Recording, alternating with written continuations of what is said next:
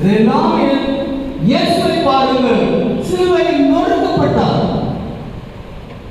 அன்றைய நாள் உயிர்த்தெழுந்தார், எல்லாவற்றையும் வெற்றி கண்டார். மனித இனத்தின் மீட்பராக மாறுவதற்கு அவர் சிலுவையிலே நொறுக்கப்படுகிறார். He broke it. Are you ready for it? To be broken. Will not become priest. Priesthood. Today the attraction is to the glorious priesthood. I always insist that. I always say that. I always repeat that, and I want to repeat it till I feel the last breath of mine. Today's priests are lost in the glorious priesthood. சாமியாராக நம்ம தான் எல்லாம் நல்ல எங்களமான அங்கேயெல்லாம் போட்டுட்டு நம்ம எல்லாருடைய நம்ம அப்பாவுக்கு மேலான அவரே நாமே கேட்கவா. அது நம்முடைய கலாச்சாரமாக மாறிவிட்டது. நாம் ஏதோ ஒரு பெரிய இதில் வந்துட்டோம் அப்படின்னு நினைக்கிறோம். அதையெல்லாம் இன்றைக்கு தவிர்க்கணும். இந்த சிறுடல் சர்ச்சில் கூட்டுவதற்கு இயக்கத்தை பணியாளர்களாக நாம் மாற வேண்டும்.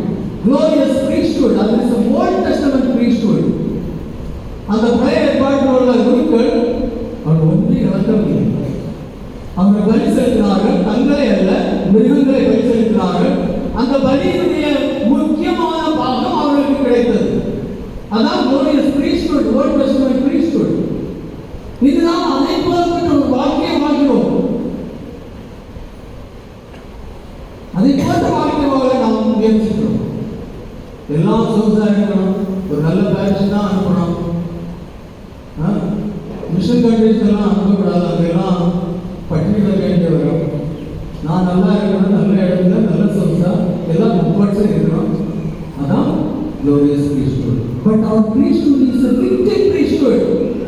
Our priesthood is the priesthood of Jesus. He was both priest and victim.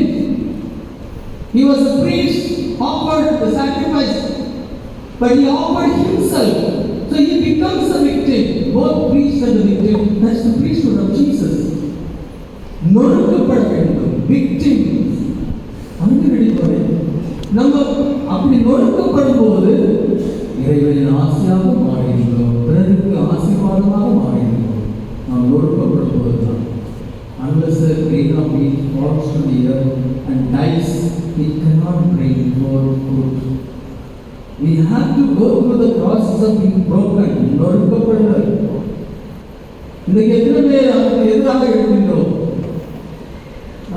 குருவாக முன்னிலைப்படுத்தப்பட்டோம். This is a missionary congregation. நான் மிஷன் லேண்டுக்கு போக மாட்டேன்.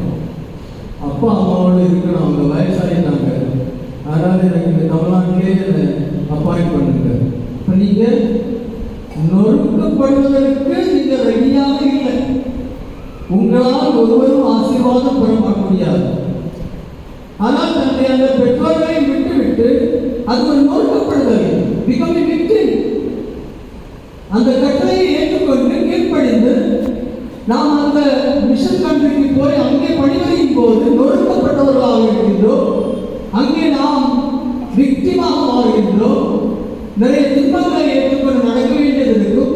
அந்த துன்பங்களாலும் நொறுக்கப்படுவதாலும் மக்கள் ஆசீர்வதிக்கப்படுவார்கள்.